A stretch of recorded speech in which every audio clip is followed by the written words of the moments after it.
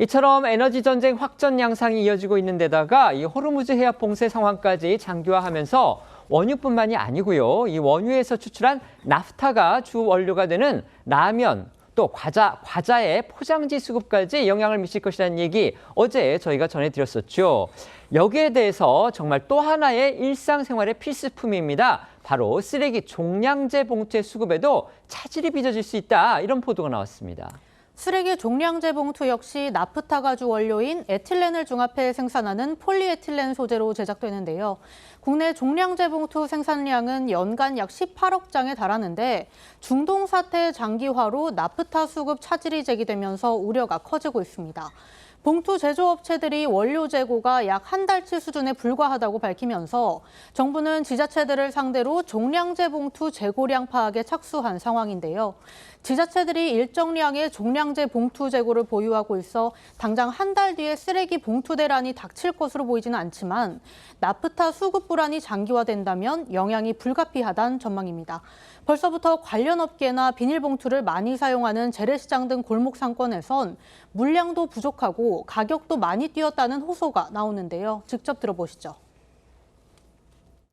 4월이 되면은 이 줄어드는 것이 문제가 아니고 수급이 막힐 수도 있다. 저희뿐만 아니고 모든 플라스틱 한국 공장들이 가동을 중단해야 될 그런 상황도 원유나 LNG 경우에는 국가 전략 물자로 인식이 되어서 정부가 대규모 투자를 해서 저장 탱크를 확충하고 있는데 납사는 그렇지 못한 상황입니다.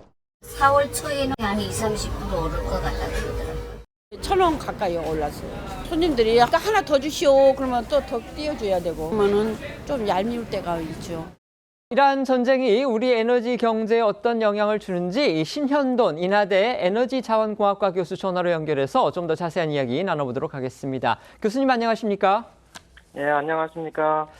이란으로부터 LNG 시설을 공격당한 카타르가요, 대한민국을 비롯해서 이 LNG 장기 공급 계약을 맺은 나라들한테 제대로 물량을 수년간 주지 못할 수도 있다 이렇게 밝혔습니다.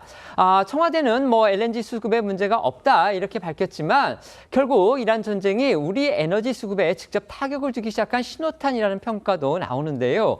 교수님은 이번 카타르의 입장 발표 그리고 이에 대응한 우리 청와대의 설명 어떻게 보셨습니까?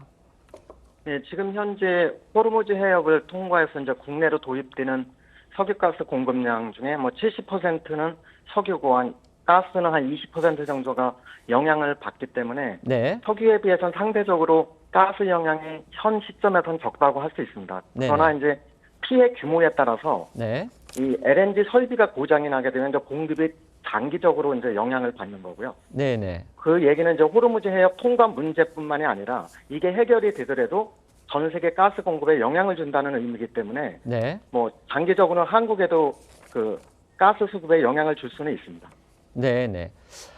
이번에는 이에 이번에는 대한 필요들이 좀 필요할 것 같기도 하고요. 네네네. 알겠습니다. 왜냐면 이제 천연가스가 발전용으로 많이 쓰이고 가정용으로 쓰이기 때문에 네네. 발전원 구성 비율이나 아니면 에너지 절약을 통해서 수요를 줄이는 것에 관한 그 정책은 지속적으로 필요할 것 같습니다. 네네. 이번에는 이제 카타르의 이 LNG 생산 차질 경고가 결국 다른 걸프 산유국들로까지 또 LNG뿐만이 아니고 이 원유로까지 확산할 가능성은 없다고 보십니까? 그거는 이제 전적으로 이란이 어떻게 전쟁을 확전하는지에 달려 있기 때문에 네. 전혀 가능성이 없다고 볼 수는 없고요. 네.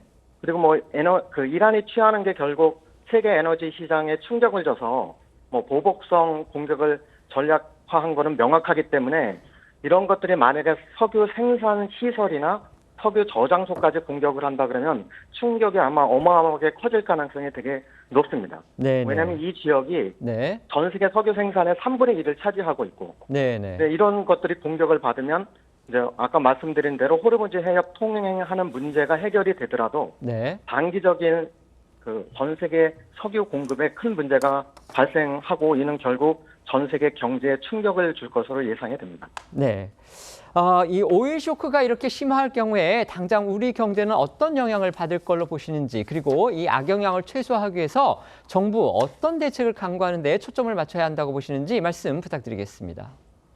네, 참 한국 같은 에너지 해외 의존도가 한 94% 이상이 되는 나라에서는 되게 어려울 수밖에 없을 것 같아요. 그리고 우리 경제 구조가 수출 위주로 구성이 돼 있기 때문에 네네. 뭐 원가 상승도 당연히 증가를 하는 거고 물류 비용 증가도 또 엄청나게 크기 때문에 네. 내수와 수출 경제에 양쪽으로 큰 타격을 줄 것으로 보입니다. 그리고 이제 네네. 1차 에너지원 중에 현재 그 화석연료가 차지하는 게 80% 가까이 되고 네네. 원력 생산하는 측면에 보더라도 화석연료가 60%를 차지하고 있기 때문에 네. 이런 상황에서 이제 우리가 마련할 수 있는 대책은 결국 제한적일 수밖에 없습니다. 국내에서 네네. 생산이 안 되기 때문에. 네네. 그래서 이제 뭐 단기적으로는 에너지 수요를 관리해야 되는 거고, 네. 또 이제 현물 시장에서 국내에 꼭 필요한 최소 공급 물량은 이제 국가적인 차원에서 나서서 확보를 해야 되고, 네네. 또 그 사이에는 이제 국내 비축분들이 있기 때문에 네. 그런 것들을 최대한 활용하는 것들이 이제 옵션으로 아마 있을 것 같고요. 네네. 그런데 이제 이런 공급량을 확보했다고 네.